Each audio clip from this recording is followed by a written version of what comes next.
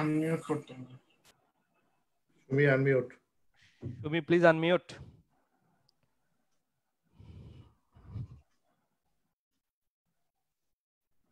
সবাইকে আমন্ত্রণ জানাচ্ছি Munshi presents 100 BDHR powered by Munshi HR solutions limited in association with colours FM 101.6। বরাবরের মতো আমি নাহিদ আফরোজ সুমি এসে হাজির হয়ে গিয়েছি আপনাদের সাথে এই আয়োজনে, এবং আপনারা জানেন যে প্রতি বুধবার এবং রবিবার এই আয়োজনটি আমরা সন্ধ্যা 7:30 থেকে 8:30 পর্যন্ত করে থাকি, এবং একটি স্পেসিফিক টপিক নিয়ে আমরা এক একদিন আলোচনা করে থাকি। এবং আমরা শুধু আলোচনা করি না, আমাদের সাথে আমন্ত্রিত অতিথিরা থাকেন যাদের কাছ থেকে আসলে আমরা গুরুত্বপূর্ণ কথাগুলো শুনতে পাই। এবং এই জায়গাটাকে আসলে যাকে সহযোগিতা করার জন্য আমি বসে থাকি তিনি হচ্ছেন mister Emdadul Karim, group head of HR Munshi. 17 বছরের কর্মজীবন তার, বর্ণাঢ্য একটা কর্মজীবন, যেখানে তিনি আসলে বেশ কয়েকটি স্বনামধন্য প্রতিষ্ঠানের সাথে কাজ করেছেন। তিনি head of HR and admin হিসেবে কাজ করেছেন লোটো বাংলাদেশে। তিনি বাটা বাংলাদেশ, অ্যাপেলিয়ান গ্রুপ, ভিয়ালাটেক্স, ঢাকা রিজেন্সি, আসানিয়া মিশনে সুনামের সাথে কাজ করেছেন। তিনি associate member BSHRM, EC and founder member HR club, এবং তিনি ফেলো মেম্বার বোল্ড। স্যার আসসালামু আলাইকুম, কেমন আছেন স্যার? আসসালামু আলাইকুম এবং happy birthday to you Sumi. আজকে সুমির কিন্তু জন্মদিন। আজকে খুব ভালো দিনে সুমি আমাদের সাথে প্রোগ্রাম করছে। Thank you sir. এবং আমিও ভীষণ আনন্দিত, কারণ প্রত্যেকটা জন্মদিন তো আসলে আমাদের নতুনভাবে পৃথিবীটাকে দেখতে শেখায়। এবং আজকে আমি ভীষণ আনন্দিত কারণ এত গুরুজনদেরকে একসাথে নিয়ে একটা আয়োজন করছি, যেখান থেকে আসলে আমি বিশ্বাস করি অনেক কিছু শেখার আছে আমার, এবং আমি আসলে অনেক কিছু শিখতে চাই। সেজন্য অনেক ধন্যবাদ স্যার আপনারা এই সুযোগটা আমাকে করে দেওয়ার জন্য। আমি বলতে চাই আমাদের লিসনার অর্থাৎ কালার্স FM 101.6 এ যারা শুনছেন, কালার্স FM এর official Facebook page and Munshi HR solutions লিমিটেডের অফিসিয়াল ফেসবুক পেজে আমাদেরকে যারা দেখছেন, তাদের সকলের জন্য জানাতে চাই যে আজকে আমরা কথা বলবো future prospects of HR professional with risk analysis এই বিষয়টি নিয়ে। এবং এই বিষয়টি নিয়ে কথা বলার জন্য আমাদের সাথে আজকে দুজন আমন্ত্রিত অতিথি রয়েছেন। আমাদের সাথে রয়েছেন সিরাজুল আজাদ, যিনি group senior general manager HR admin compliance and SCM Bitopi group. সেই সাথে রয়েছেন Imran Bin Ferdous, chief human resources officer Navana group. দুজনকেই আমন্ত্রণ জানাতে চাই, এবং বরাবরের মতো আমি এমদাদ স্যারের মাধ্যমে আমাদের অতিথিদেরকে আমন্ত্রণ জানাতে চাই। Thank you Sumi, thank you.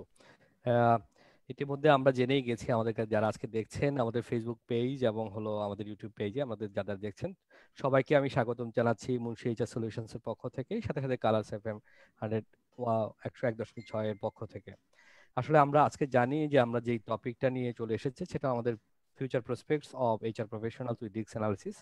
আমি আজকে আমাদের আমন্ত্রিত অতিথির মধ্যে আমাদের মাঝে আছেন সিরাজুল আজাদ ভাই। আজাদ ভাই আসসালামু আলাইকুম, কেমন আছেন? আছি আলহামদুলিল্লাহ। ভালো আছেন? জি চলছে ভালো, সবাই যেমন আছে আমিও ভালো আছি।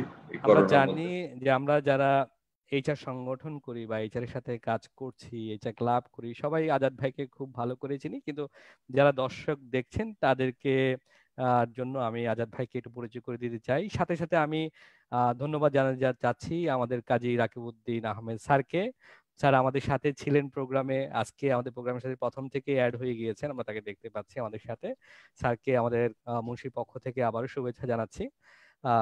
সিরাজুল আজাদ ভাই তার সুমি যেমন বলছিল যে ইমদাদ স্যারের দীর্ঘ বর্ণাঢ্য কর্মজীবন, আসলে আমার বর্ণাঢ্য কর্মজীবন মাত্র 17 বছরের অভিজ্ঞতা। আজাদ ভাই কাজ করেছেন তার HR অ্যাডমিন এবং কমপ্লায়েন্স নিয়ে দীর্ঘ 22 বছর। উনি এই 22 বছরে বর্তমানে কর্মরত আছেন senior GM HR admin compliance এবং হলো SCM হিসাবে বিটপি গ্রুপের সাথে। আমরা জানি বিটপি গ্রুপ বাংলাদেশের RMG তে একটা বড় মাপের কোম্পানি, আমরা সবাই তাকে চিনি। উনি কাজ করেছেন মাস গ্রুপের সাথে, ঢাকা ইপিজেটে একটি হংকং বেসড কোম্পানি, ইয়াংগন কর্পোরেশনে পলমল গ্রুপের সাথে উনি কাজ করেছেন। আমরা দেখতে পাচ্ছি সবগুলো একটা বড় কোম্পানির সাথে ওনার কাজ করার একটা অভিজ্ঞতা। তার যেটা হলো প্রফেশনাল অ্যাফিলিয়েশন, ইয়েস আমরা একসাথেই কাজ করছি দুইজনেই আমাদের HR ক্লাবে। উনিও একজন প্রেসিডিয়াম এবং ফাউন্ডার মেম্বার এবং বর্তমানে ইসি মেম্বার হিসেবে কাজ করছেন। উনি আছেন ফেলো মেম্বার হিসাবে বিশাপে আছেন উনি, এবং Bangladesh society of human resource management যেটা আমাদের রিসোর্স ম্যানেজমেন্টে এবং বোর্ডে দুইটাতে ফেলো মেম্বার হিসেবে আছেন। উনার একটা বড় জিনিস হলো উনার একটা ব্লেজিং, যেটা এটা হলো হিউম্যান ফাউন্ডেশন, ওটা চ্যারিটেবল অর্গানাইজেশন উনি চালাচ্ছেন, যেটা নিয়ে ওনারা এই করোনার ভিতরে অনেক কাজ করেছেন। এটা একটা বড় পাওনা ওনার কর্মজীবনের। এবং এক্সপার্টিজ এরিয়া, হ্যাঁ এটা অবশ্যই বলতে হবে। আজাদ ভাই অনেকগুলো টিভি টক শোতে এসেছেন এই আজকে যে মানে বিভিন্ন ইস্যু নিয়ে, এর মধ্যে উনি সবচেয়ে বেশি এমফেসাইজ করেছেন, আমি দেখেছি তার, যেটা ইন্ডাস্ট্রি রিলেশনস নিয়ে উনি কাজ করতে পছন্দ করেন। এবং উনার যেটা লেবার ল এবং কমপ্লায়েন্স সাপ্লাই চেইন ম্যানেজমেন্টে উনি কাজ করেন। অফকোর্স হিউম্যান রিসোর্সের উনি কাজ করছেন। আমি আবারও আমাদের মুন্সি এইচআর সলিউশনস এবং কালার্স এফএম এর পক্ষ থেকে সিরাজুল আজাদ ভাইকে স্বাগতম জানাচ্ছি আমাদের মাঝে। আমি আমাদের শ্রদ্ধেয় ইমরান ভাইয়ের কাছে চলে যাব। ইমরান ভাই, আসসালামু আলাইকুম, আসসালাম। কেমন আছেন? আছি ভালো। আসলে ইমরান ভাইয়ের সাথে আমার দীর্ঘদিনের পরিচিত, আজাদ ভাইয়ের সাথে আমার দীর্ঘদিন। আজকে আমি যদি বলি তাদের সাথে আসলে আমার কাজ করা বা পরিচয়, বিভিন্ন সময়ে বিভিন্ন জিনিস তাদের কাছে যখন রিস্ক যেটাতে পেয়েছি এইচআরে, তাদের সাথে আলোচনা করেছি গুরুজন হিসাবে, তাদের কাছে শিখেছি দুজনের কাছেই।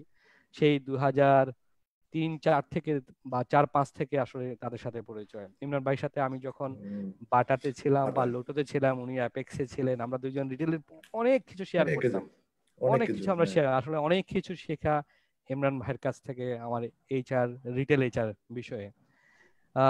ইমরান ভাই বর্তমানে আমরা সবাই এর মধ্যে শুনে ফেলেছি উনি নাবানা গ্রুপে সিএইচআর হিসেবে আছেন।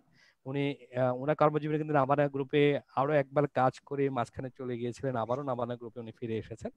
নাবানা গ্রুপের আগে উনি কাজ করেছেন অ্যাপেক্স এর সাথে, উনি কাজ করেছেন এডিডাস বিডির সাথে, উনি কাজ করেছেন বাংলাদেশ পেপার মিলস এর সাথে এবং স্মার্ট ট্যাকের সাথে উনি কাজ করেছেন। উনি বাংলাদেশ বিএসএইচআরএম এর একজন লাইফ ফেলো, উনি মেম্বার এসএইচআরএম এবং হলো আইপিএম এর। এবং আমি দেখেছি, যেটা আমার মানে শুধু বলার জন্য না, আমি দেখেছি যে ইমরান ভাই কোন জিনিসটাতে খুব ভালো কাজ করে। ওনার দক্ষতা যেটাতে হলো এমপ্লয়ি প্রোডাক্টিভিটি নিয়ে উনি প্রচন্ড কাজ করেছেন, যেটা অ্যাপেক্সে উনি প্রচুর পরিমাণে কাজ করেছেন রিটেল এমপ্লয়ি প্রোডাক্টিভিটি নিয়ে, কারণ ওখানে কাজ করার অনেক বেশি সুযোগ ছিল। উনি কাজ করেছেন এমপ্লয়ির রিটেনশন নিয়ে, যারা ট্যালেন্ট তাদেরকে কিভাবে রিটেনশন করা যায়, এবং পারফরমেন্স ম্যানেজমেন্ট এবং সাকসেশন প্ল্যানিং নিয়ে উনি কাজ করেন। আসলে আজকে আমরা যে টপিকটাতে এসেছি খুবই একটা ইম্পর্টেন্ট টপিক। আমি আবারও ইমরান ভাইকে মুন্সি এইচআর সলিউশনস এবং আমাদের কালার্স এফএম এর পক্ষ থেকে স্বাগতম জানাচ্ছি। আমি একটু সুমির কাছে ফিরে যেতে চাই, কারণ সুমি বোঝা যাচ্ছে কিছু একটা বলবে। সুমি। ধন্যবাদ স্যার, এই সুযোগটা সবসময় আপনি আমাকে করে দেন, সেই জন্য সত্যি অনেক অনেক ধন্যবাদ স্যার। আমি আপনাদের দুজনের কাছ থেকে একটু আপনাদের জার্নি শুরুর দিকটার কথা জানতে চাই। আসলে কখন মনে হলো যে এইচআর সেক্টরে কাজ করবেন, এবং কোন বিষয়টাকে ভালোবেসে নিজের প্রফেশন হিসেবে এই সেক্টরটাকে বেছে নিলেন? আমি প্রথমেই সিরাজুল আজাদ স্যার আপনার কাছ থেকে শুরু করতে চাই। ধন্যবাদ। প্রথমে আসলে ধন্যবাদ দেওয়া উচিত মুন্সি এইচআর সলিউশনকে, যে এরকম একটা আয়োজন করা। আমার মনে হয় বাংলাদেশে এটাই প্রথম যে মানে এইচআর প্রফেশনালদের নিয়ে একটা ইন্ডিভিজুয়াল প্রোগ্রাম। তো আমি মনে করি যে এটা একটা মাইলস্টোন হিসেবে থেকে যাবে, যে মুন্সি এইচআর সলিউশন এরকম একটা উদ্যোগ নিয়েছিল যে বাংলাদেশের অ্যাটলিস্ট এখন 100, এক সময় হয়তো 200 এইচআর প্রফেশনাল নিয়ে কাজ করবে। আর আমি যেটা দিয়ে শুরু করতে চাই, আসলে বাংলাদেশে প্রফেশন সিলেকশনের ক্ষেত্রে মানে আসলে আমাদের নিজের ইচ্ছার জায়গাটা কখনো আসলে প্রতিফলন হয় না। আমরা আসলে মানে কোনো না কোনো ভাবে মানে কি বলা চলে, মানে যেটা চাই না সেটাই হয়। এবং আমার মনে হয় যে স্পেশালি আপনি যদি গভর্নমেন্ট সার্ভিসে যান, সেখানেও দেখবেন যে ডাক্তার হয়ে বিসিএস এর অ্যাডমিনে কাজ করছে অথবা পুলিশে কাজ করছে। তো ঠিক আমাদেরও আসলে প্রত্যেকের একটা পছন্দের জায়গা থাকে, বাট আমরা মানে যদি ক্যারিয়ারের শুরুতে বলি, আমাদের দেশে এটা একটা ডিফিকাল্ট যে যেই সাবজেক্টে পড়াশোনা করি তাদের ক্ষেত্রে সেই সাবজেক্টের আসলে কোনো মিল পাওয়া যায় না।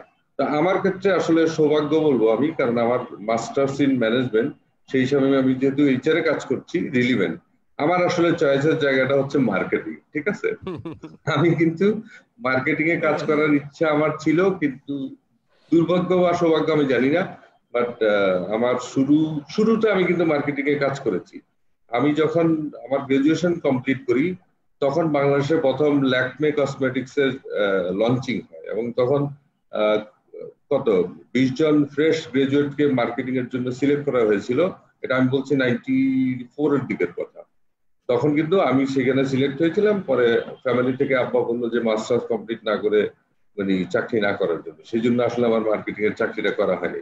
তারপরে আমার চাকরিটা আমি যখন শুরু করি তখন কিন্তু আমি 6 মাসের মতো মার্কেটিং এ কাজ করেছি। তো স্টিল আমার মনের মধ্যে কিন্তু এই বাসনাটা আছে, যদি কোনোদিন সুযোগ পাই আমি মার্কেটিং এ কাজ করব, কারণ আমার ধ্যানে জ্ঞানে মার্কেটিং। আবার আমি যেহেতু ম্যানেজমেন্টে, তারপরে আমার এর মানে সেই সুবাদে আসলে যখন আমি আরেকটা জিনিস বলে রাখা ভালো যে আমার আসলে ক্যারিয়ার পুরোটাই আরএমজি সেক্টরে। তো আমি যখন চাকরি মানে আমার পড়াশোনা শেষ করে বের হই তখন একটু জব ক্রাইসিস ছিল। তো সেহেতু আমাকে ঢাকা ইপিজেডে একটা চাকরি হয়েছিল একটা মাল্টিন্যাশনাল গার্মেন্টস ইন্ডাস্ট্রিতে, সেহেতু আমি ওইটাই আমার স্টার্ট, এবং টিল নাও মানে কি বলে যে আরএমজিতেই কাজ করছি। তো সেই হিসেবে আসলে একদিকে আমি লাকি, কারণ আমি ভালো ভালো গ্রুপে কাজ করেছি, সেটা লোকাল মাল্টিন্যাশনাল। আসলে ছোট কোনো ফ্যাক্টরি বা কোম্পানিতে আমি কাজ করি, আমার মানে সব কোম্পানিতেই মানে হাজার হাজার লোক নিয়ে ডিলিংস। সেটা শুরুতে আমি যেটাতে ছিলাম সেটাতে আমার ম্যান পাওয়ার ছিল হচ্ছে গিয়ে প্রায় 8,000। পরবর্তীতে আমি পলমল গ্রুপে যখন কর্পোরেটে আসলাম, তার মাঝখানে ইয়াং ওয়ানে ছিলাম, সেই ইয়াং ওয়ানে ছিল প্রায় 12,000 ওয়ার্কার। তারপর আমি যখন পলমলে জয়েন করি পলমলে ছিল হচ্ছে গিয়ে 25,000 ওয়ার্কার। আর এখন আমি ডিল করছি সব মিলিয়ে কত 17-18,000 ওয়ার্কার, তো মানে এমপ্লয়ি অল টুগেদার। তো এইটা ইনভান্সেস যে মানে আমি বলবো যে লাকি যে আমি এইচআর এর এই জায়গাটাতে অনেক বিগ ভলিউম ডাটা বলি আর ম্যান পাওয়ার বলি, সেটা নিয়ে আমি কাজ করার সুযোগ পেয়েছি। অনেক ধন্যবাদ স্যার। সুমিকেও আমি একটা ধন্যবাদ জানাচ্ছি, কিন্তু সাথে সাথে আমি একটু শেয়ার করতে চাই সুমির সাথে। সুমি, আমরা দেখতে পাচ্ছি ফেসবুকে এই মুহূর্তে কালার্স এফএম থেকে সুমিকে আবারও হ্যাপি বার্থডে দিয়েছে সুমি, শুভ জন্মদিন সুমিকে জানিয়েছে। আমি দেখতে পাচ্ছি মোশাররফ হোসেন স্যার, আমাদের প্রাক্তন প্রেসিডেন্ট বিএসএইচআরএম, বর্তমান বোর্ডের প্রেসিডেন্ট, স্যারও আমাদের সাথে জয়েন করেছে। স্যারকেও সালাম জানাচ্ছি এবং শুভেচ্ছা জানাচ্ছি মুন্সি এইচআর সলিউশনসের পক্ষ থেকে। একটু না বললেই নয়, যেটা হলো মিস্টার উজ্জ্বল হায়দার, আমি আসলে ওনাকে চিনি না, বাট উনি লিখেছে, we are extremely proud to see mister Sirajul Azad sir in the versatile platform with Munshi HR BD. Sirajul ভাই আপনার, উজ্জ্বল ভাই আপনাকে শুভেচ্ছা জানিয়েছে তার কথার মাধ্যমে। আরো একজন লিখেছে মোহাম্মদ আজগর আলী, এই করোনাকালীন সময়ে একদম সুন্দর একটি আয়োজন করার জন্য অসংখ্য ধন্যবাদ, সেলুট মুন্সি এন্টারপ্রাইজকে দিয়েছে। আর অনেকে লিখেছে, নাবিয়া করিম লিখেছে গ্রেট। ওকে, আমি আবার সুমির চলে যাচ্ছি। অনেক ধন্যবাদ। আমি আজাদ স্যারকে লিখেছেন, আরো একজন ওয়াসিম খান লিখেছেন, mister Azad you are absolutely right. So thank you যারা যারা আপনারা আমাদের আজকের আয়োজনটি দেখছেন, এবং আজকের এই আয়োজনের মাধ্যমে বা এই কথোপকথনের মধ্য দিয়ে যদি কোনো ধরনের কোনো প্রশ্ন আপনাদের মনে চলে আসে, আপনারা সেটা কমেন্ট সেকশনে কমেন্ট করে জানাতে পারেন, এবং যদি প্রোগ্রামটি ভালো লাগে অবশ্যই আপনি শেয়ার করে ফেলতে পারেন আপনার ফেসবুক পেজে। আমি ইমরান বিন ফেরদৌস স্যার আপনার কাছে চলে আসতে চাই। ঠিক কোন ভালোবাসার টানে এইচআর কে প্রফেশন হিসেবে নিলেন, সেই জায়গাটা, সেই বিন্দুটা সম্পর্কে জানতে চাই। Thank you Sumi. এটা আসলে অনেকদিন আগের কথা। আমি বেসিক্যালি ছোটবেলা থেকে ক্রিকেট খেলতাম, ফুটবল খেলতাম, টিম লিড দিতাম, 12-13 জনের team, basketball team, football team. তো ওই লিডারশিপটা ছোটবেলা থেকে আমার গ্রো করছে, যে একটা টিম কিভাবে লিড দেয়, ফুটবল টিম, ক্রিকেট টিম। তো খুব মজা পেতাম যে তোমরা এভাবে খেলবা, এটাই স্ট্র্যাটেজি, এটা এভাবে করবা, এভাবে খেললে আমরা জিতবো। তো এটা আমার ছোটবেলা থেকে গ্রো করছে। আর বেসিক্যালি আমার ফাদার যেহেতু ছোটবেলা থেকে মানে ছিল না, তো আমি বিভিন্ন মানুষের সাথে মিশার আমার একটা সুযোগ হয়েছে। তো বিভিন্ন অফিসে যাওয়া, মার কাজে যাওয়া, ট্যাক্স অফিসে যাওয়া, তো পিপল হ্যান্ডেলিং করা, ট্যাক্স অফিসের মতো একটা জায়গা ছোটবেলা থেকে আমি অনেকবার গিয়েছি, এসব ট্যাক্স অফিসারদের হ্যান্ডেল করা, 7-8-এ পড়ি। তো আস্তে আস্তে দেখলাম যে আমি এনজয় করতেছি কাজ, যেই কাজে যাচ্ছি একটা বয়স্ক লোকদেরকে আমি ম্যানেজ করে কাজটা করে আনতে পারতেছি। তো ওইটা আমার তখন থেকে পিপল ম্যানেজমেন্ট, পিপল ইনভারনমেন্টে যখন আমি এনজয় করতেছি অল্প বয়স থেকেই, যে আমি যা চাচ্ছি আমি তাই পাচ্ছি। তারপরে হঠাৎ করে আমার এক সিনিয়র ভাই, যখন আমি ফার্মাসিউটিক্যালে ছিলাম, সে গ্রামীণ ফোনে চলে গেল। সে বলল, ইমরান তুমি আসো এইচআর এ আপাতত কটা দিন থাকো, তোমার বস একটা হেড অফ এইচআর দেখবে, তারপর তুমি আস্তে আস্তে ওর কাছ থেকে কাজ শিখবা। তো ঠিক আছে, আমি গেলাম 2000 দিকে। তো হঠাৎ করে দেখি 3 মাস, 4 মাস, 6 মাস হয়ে যাচ্ছে। স্যারকে জিজ্ঞেস করলাম, স্যার কি ব্যাপার, হেড অফ এইচআর আনতেছেন না, আমি তো মাত্র এক্সিকিউটিভ। তো বলতেছে তোমার তো 6 মাস হয়ে গেল। তখন আমি দেখলাম যারা বোর্ডে আছে বা যারা হেড অফ দ্য ডিপার্টমেন্ট আছে অন্য অন্য, সবাই আমার বাপের বয়সী। হ্যাঁ, তো আমি একটু শাই ফিল করলাম যে এদের সাথে আমি কিভাবে কাজ করবো। কিন্তু আমার যে ছোটবেলা থেকে একটা জিনিস গ্রো করেছে, যে পিপল ম্যানেজ করা, হ্যাঁ, বা বিভিন্ন জায়গায়, তখন আমি দেখলাম যে না, এদেরকে তো আমি ম্যানেজ করতে পারছি, বাপের বয়সে হলো, এরা কথা শুনতেছে বা স্যারও হেল্প করছে। তারপরে দেখলাম স্যার আর হেড অফ এইচআর নিল না, বললো তুমি অ্যাক্টিং ইনচার্জ হিসেবে কাজ করো। তো এইভাবে এই যে কাজ করতে করতে তখন আমার এমপ্লয়ি ছিল 5,000 6,000।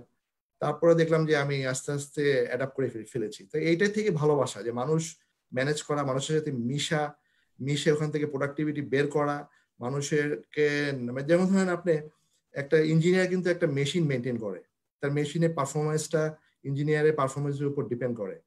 হিউম্যান রিসোর্সে কাজ করতে গেলেও মানুষের যে কত মানুষকে মেনটেন করার দায়িত্ব কিন্তু এইচআর এর। এটা যত আমি ভালোভাবে মেনটেন করব, তার পারফরমেন্স তত ভালো হবে, তার প্রোডাক্টিভিটি তত বাড়বে। তো এটা আমি শিখেছি ওই ছোটবেলা থেকেই। তো এইভাবে ভালোবাসতে বাসতে আসলে এই প্রফেশনের প্রতি আমার একটা ভালোবাসা চলে এসেছে আর কি, প্রথম থেকেই আর কি।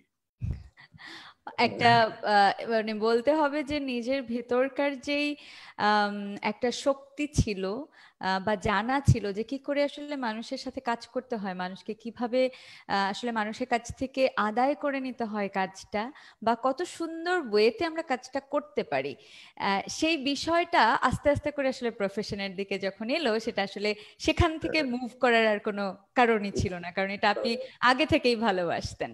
Thank you so much sir. আমরা মূল আয়োজনের দিকে যাব, কিন্তু তার আগে আমাদের লিসনার এবং ভিউয়ার যারা রয়েছেন তাদের জন্য জানিয়ে দিতে চাই যে আপনার জীবনকে সহজ করার জন্য অনেকগুলো সমাধানের পথ রয়েছে, তাই জটিলভাবে চিন্তা না করে একটু সহজভাবে অনেক কিছুই আমরা চিন্তা করতে পারি। যেমন আপনার জীবনকে সহজ করার জন্য 2015 সাল থেকেই BPO, recruitment, foreign secondment, payroll outsourcing ও third party man power outsourcing সার্ভিসগুলো খুব সহজেই পাচ্ছেন মুনশি এইচআর সলিউশনস এর কাছ থেকে। Our vision to provide world-class workforce solutions to local and multinational organization, Munshi HR Solutions Limited, a concern of Munshi. So আমাদের সাথে থাকবেন, আমাদের পাশে থাকবেন, এটাই প্রত্যাশা। আমরা আয়োজনের মূল টপিকের দিকে চলে যেতে চাই এবং আমি এই মুহূর্তে চলে যেতে চাই ইমদাদ স্যারের কাছে। স্যার। Thank you Sumi. আমি মূল প্রোগ্রামে যাওয়ার আগে আবার একটু শেয়ার করতেই ভালো লাগে। আমরা দেখতে পাচ্ছি আমাদের সাথে অনেকেই জয়েন করেছে এই মুহূর্তে। তার মধ্যে আরো একটা কমেন্ট এসেছে, আসলে না বললেই না, যেটা হলো মোহাম্মদ জামান খান এসিএস থেকে বলেছে গ্রেট প্রেজেন্টেশন বাই ইমরান ভাই। মোশাররফ স্যার লিখেছেন best wishes to Imran and Azad ভাই। আমাকে উইশ দেয় নাই মোশাররফ স্যার, যাই হোক সুমিকেও দেয় নাই। Thank you. আমি সবাইকে ধন্যবাদ জানাচ্ছি যারা আমাদের আছে। আমরা দেখতে পাচ্ছি মিস্টার আব্দুল মালিক ভুইয়া, নুরুল মুর্শেদ খান, রাহিন, আরো অনেকেই জয়েন করেছেন এই মুহূর্তে। আমরা আজকে মূল টপিকেই চলে যাচ্ছি, future prospects of HR professionals with risk analysis. আমরা প্রথমেই ইমরান ভাইয়ের কাছে যেতে চাই। ইমরান ভাই, আপনার দীর্ঘ 21 বছরের কর্মজীবন, এইচআর এর সাথে আপনি কাজ করেছেন, আমি জানি আপনি প্রোডাক্টিভিটি নিয়ে কাজ করেছেন, অ্যানালাইসিস নিয়ে কাজ করেছেন। ঠিক এই মুহূর্তে আপনার অভিজ্ঞতা থেকে আমি শুনতে চাই, বা আপনি যেটা ফিল করছেন বা যেটা দেখছেন, যারা আমরা এইচআর আছি, আমরা আপনাদের জুনিয়র যারা শিখছি, আপনাদের কাছে যারা এইচআর এ আসছে, আসলে তারা ঠিক কিভাবে এই রিস্কটা অ্যানালাইসিস করা উচিত, নাম্বার 1। নাম্বার 2, এই রিস্ক অ্যানালাইসিস করতে গিয়ে তাদের মিটিগেশনের ওয়েটা কি হবে, আপনি কি মনে করেন ইমরান ভাই? হ্যাঁ, থ্যাংক ইউ ইমদাদ ভাই। এখানে দুইটা প্রসপেক্ট যেহেতু বলেছেন, যারা এখন এই প্রফেশনে আছে তাদের ব্যাপার, আর যারা আসবে তাদের ব্যাপার। তো আমি রিস্ক অ্যানালাইসিসের আগে আমি অ্যানালাইসিসটাকে আমি একটুখানি ক্ল্যারিফাই করি। এখানে যারা প্রফেশনে আছে বা আসবে তাদের নিজের সম্বন্ধে আগে একটু অ্যানালাইসিস করা দরকার, সে কি জানে এবং তার গ্যাপটা তার বুঝতে হবে। প্লাস আমাদের কোম্পানির সম্বন্ধে, যে কোম্পানিতে সে জব করতেছে সেই কোম্পানির সম্বন্ধে তার একটা পিওর অ্যানালাইসিস দরকার। কোম্পানির কি কি গ্যাপ আছে, কম্পিটিটর মার্কেটে কি জিনিসটা আছে, তার কি আছে, এটা আসলে এই অ্যানালাইসিসটা যদি সে না জানে তাহলে কোনোভাবেই সে সাকসেস হবে না। নিজের অ্যানালাইসিস প্লাস কোম্পানি অ্যানালাইসিস, দুইটা অ্যানালাইসিস তার খুবই দরকার। তারপরে আমি আরেকটা কথা বলবো, এখন আপনারা খেয়াল করছেন যে প্রচুর হেডহান্টিং ফার্ম, প্রচুর কনসালটেন্সি ফার্ম এরা কিন্তু চলে এসেছে।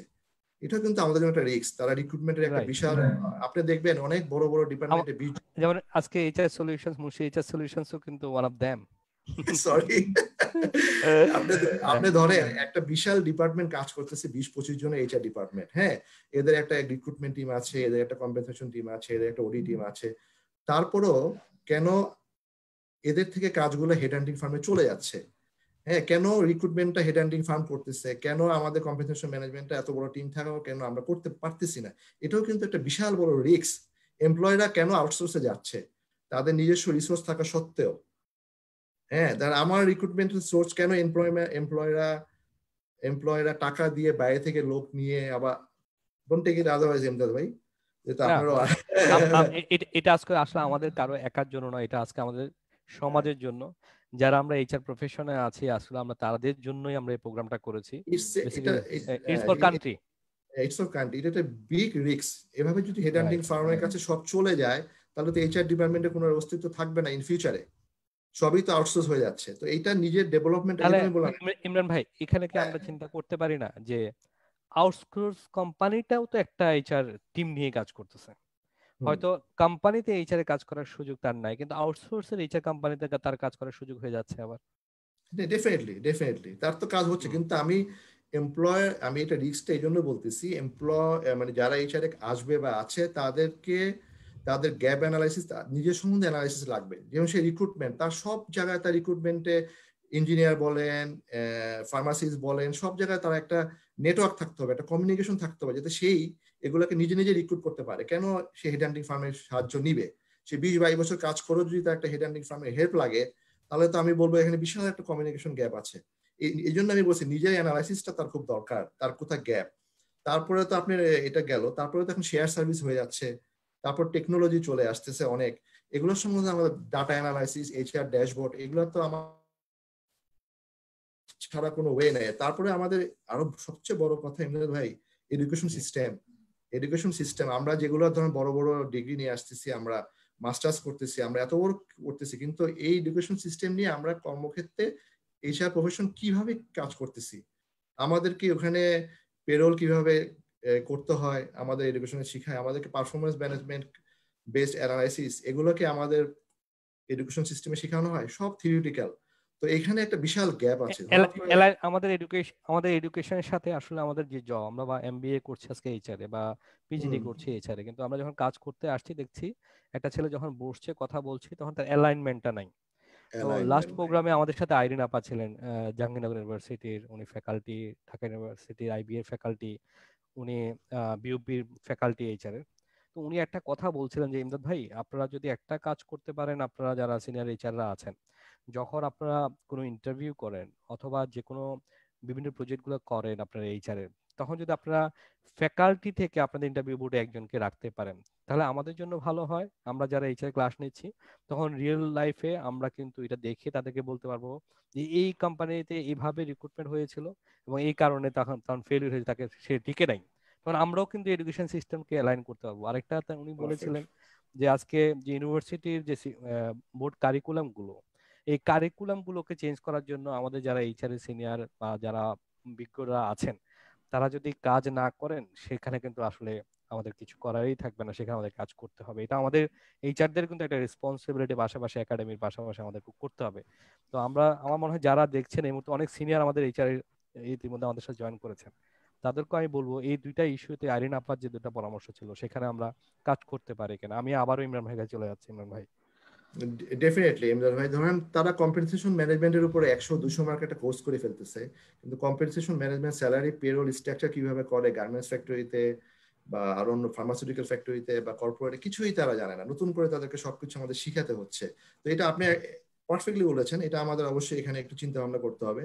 আরেকটা যেটা এইচআর এর জন্য খুব বেশি রিস্ক, সেটা হলো আমাদের এইচআর এ ধরেন আমরা কাজ করতেছি সবাই, সব ফরম্যাট বেস বা সফটওয়্যার বেস বা শেয়ার বেস হয়ে যাচ্ছে, এখানে কিন্তু ক্রিয়েটিভিটি জায়গাটা একেবারে আস্তে আস্তে শূন্য হয়ে যাচ্ছে। তো ক্রিয়েটিভিটি যদি না থাকে তাহলে কিন্তু আমরা কাজ করে এনজয় পাবো না, কোনো কিছু নতুন কিছু এনজয়মেন্টটা কিন্তু চলে যাবে।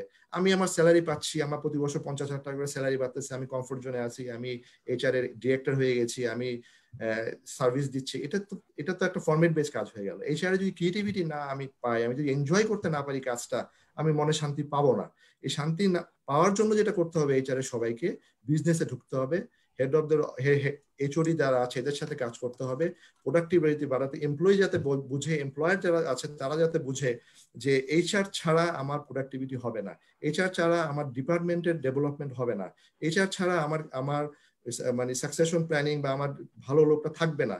এগুলো এইচআর এর যারা হেড বা এইচআর এর যারা কাজ করে, এটা এমপ্লয়ারদেরকে বুঝাতে হবে, নাহলে একসময় সব আউটসোর্সে চলে যাবে, একসময় এইচআর যেটা বললাম, এইচআর ডিপার্টমেন্টটা ছোট হয়ে যাবে, শেয়ার সার্ভিস হয়ে যাবে, আমরা সবাই কমফোর্ট জোনে কাজ করবো যারা এই এইচআর হেড আছি। ইমরান ভাই, আমি একটু আপনাকে কমপ্লিমেন্ট করি, মানে আপনার এই কথাটা খুবই ইম্পর্টেন্ট, যেটা হলো আজকে আপনি যেটা বলেছেন যে আমরা যদি বিজনেসকে বুঝাতে পারি যে প্রোডাক্টিভিটি, আমাদের লাস্ট প্রোগ্রামে জাইদি ভাই আমাদের সাথে জয়েন করেছিলেন, আমরা জানি জাইদি ভাই সম্বন্ধে। তো জাইদি ভাই একটা কথা বলছিলেন যে আমরা যখন এইচআরে আমরা বিভিন্ন আমাদের যে বিজনেস ডিপার্টমেন্ট গুলো আছে তাদেরকে যখন আমরা অ্যাপ্রোচ করি যে এই প্রোগ্রামটা আমি করতে যাচ্ছি বা এই আমি এই ইনস্টিটিউটটা নিতে আছি, তো এটার রেজাল্টটা যদি এভাবে করি তাহলে বিজনেসে ইম্প্যাক্টটা করবে। আমরা যদি এটা আগে থেকে একটা প্রজেকশন করতে পারি, নাম্বার ওয়ান।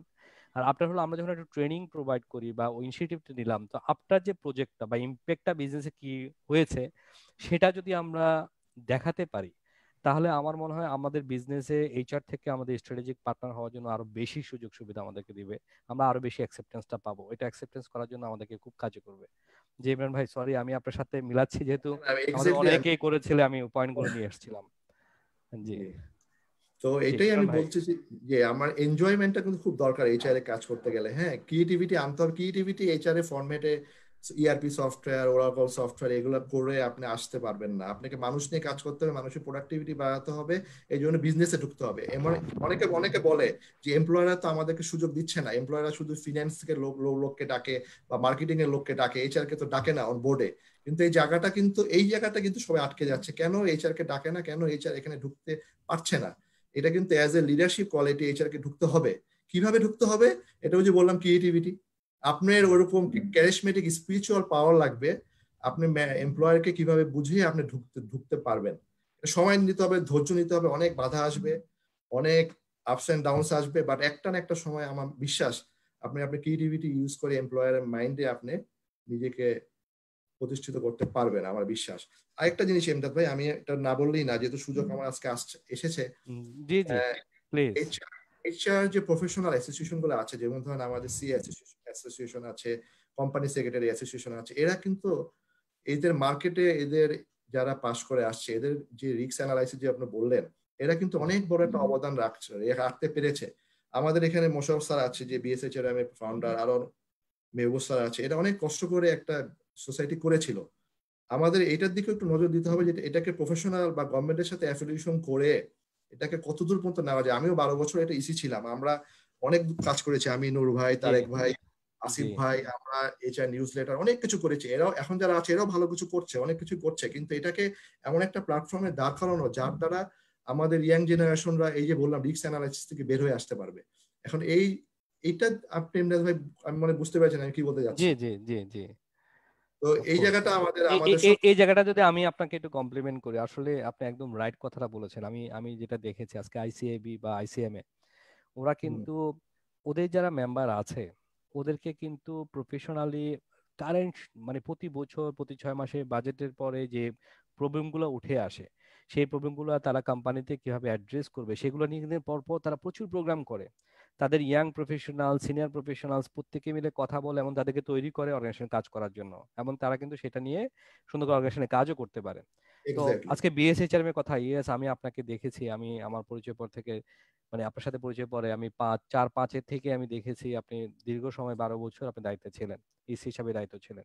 বাট আমাদেরও একটা চাওয়া ছিল বিএসএইচআর এর কাছে যে বিএসএইচআর হলো গভর্নমেন্টের সাথে অ্যাফিলিয়েশন হবে খুব ভালোভাবে, সাথে সাথে একটা এমন একটা বডি হবে আজকে বিএসএইচআর যেখানে আমাদের যারা ইয়াং প্রফেশনাল আসছে তারা কিভাবে তৈরি হবে ফিউচার এইচআর এর জন্য, সাথে সাথে আমরা যারা এইচআর এ কাজ করছি ইয়াং প্রফেশনালরা বা আরো সিনিয়র এইচআর প্রফেশনালরা, তারাও কিভাবে আরো বেশি কোম্পানিতে কন্ট্রিবিউট করতে পারে সেটাতে আজকে আমাদেরকে রেডি করা উচিত। আমরা কিন্তু আজকে একটা বাজেট হয়ে যাওয়ার পরে আমরা এইচআর একসাথে বসে আলোচনা করছি না যে এবারে বাজেট কোম্পানিতে কিভাবে এইচআর কাজ করলে একটা ইমপ্যাক্ট করবে, প্রোডাক্টিভিটিতে কাজ করতে পারবে, আমাদের রিস্ক গুলো কোথায় এবারে বাজেটের থেকে, এটা কিন্তু আমাদের আলোচনা করা উচিত। অথবা আজকে এই কোভিড-19 পরে ঠিক এই মুহূর্তে অনেক আলোচনা করা হয়েছে, কিন্তু এইচআর প্রফেশনাল থেকে বডি থেকে যদি কিছু মেসেজ একদম বের হয়ে যেত যে এটা করলেই আপনারা আজকে এখানে এভাবে দেখেন, এই ইন্ডাস্ট্রিগুলো এভাবে দেখেন, তাহলে সিনিয়ররা যদি আমাদের কাছে এই পয়েন্টগুলো নিয়ে আসতো আমাদের জন্য খুবই ভালো হতো।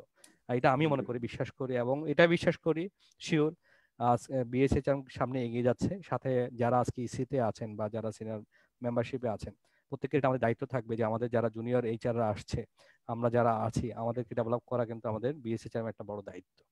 যে ইমরান ভাই আপনি যেটা বলছিলেন। জি, তো এটা করলে আমাদের মানে অ্যাসোসিয়েশনটা যদি আমাদের স্ট্রং হয় তাহলে দেখবেন আমরাই কিন্তু আমাদের মার্কেটটা আমরাই কিন্তু মানে আপনি বলেন প্রফেশনাল লোক যদি এখানে থাকে আমরা প্রফেশনাল হ্যান্ড কিন্তু তৈরি করতে পারবো। হ্যাঁ, তো এটা মানে আমি চাই যে এটা মানে আমার অনেক কষ্টে আমার একটা জায়গা, 12 বছর আমি এখানে ছিলাম। হ্যাঁ, তো আমি কিন্তু এটার থেকে আরো অনেক বড় কিছু আশা করি। এখন যারা আছে তারাও খুব ভালোভাবে কাজ করছে, চেষ্টা করছে, আমরাও থাকবো এটার সাথে। তো এটাই ইমরান ভাই, তো আমি অ্যানালাইসিসটা এই জন্য বললাম যে অ্যানালাইসিস গুলো ঠিক মতো করলে আমাদের রিস্ক গুলো বের হয়ে আসবে। ইমরান ভাই আমি আপনার কাছে আবার ফিরে আসবো। আমাদের যেহেতু সময়ের স্বল্পতা আছে, আমি একটু আজাদ ভাইয়ের কাছে যেতে চাই। আমি এই মুহূর্তে আপনাকে ধন্যবাদ জানাচ্ছি। আমি আজাদ ভাইকেও সেম কোশ্চেনটা দিয়ে আসলে জানতে চাই। আজাদ ভাই দীর্ঘ 22 বছর এইচআর এ কাজ করছেন, এখন বর্তমানে বাংলাদেশে একটা সবচেয়ে মানে নামকরা গার্মেন্টস এর মধ্যে একটা বিটুবি গ্রুপের মধ্যে একজন নামকরা কোম্পানিতে কাজ করছেন। আজাদ ভাইয়ের কাছে এই মুহূর্তে আপনি কি মনে করছেন এইচআর প্রফেশনাল আমাদের যে রিস্ক গুলো, কি রিস্ক গুলো আমাদের জন্য আসছে এবং আসলে কিভাবে এগুলো মিটিগেট আমাদের করা উচিত? যেটা ইমরান ভাই অনেকগুলো কথাই আমাদেরকে বললেন, এর বাইরেও আপনি বলতে পারেন বা সেগুলোকে কমপ্লিমেন্ট করে আপনি বলতে পারেন। ধন্যবাদ। সত্যিকার অর্থে আমি যদি এইভাবে শুরু করি যে আমরা যদি দেখি যে বাংলাদেশে কিন্তু এইচআর এর ডেভেলপমেন্ট 2000 এর পর থেকে, এর আগে কিন্তু আসলে ওইভাবে এইচআর এর ডেভেলপমেন্ট ছিল না বা এইচআর ডিপার্টমেন্টও ছিল না।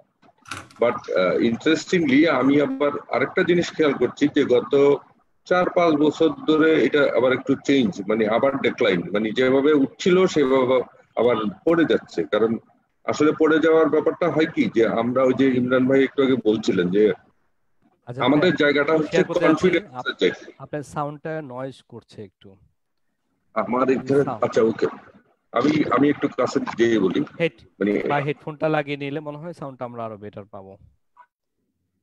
আচ্ছা, ঠিক আছে, আমি একটু বলতে থাকি, জোরে বলি, অসুবিধা নেই।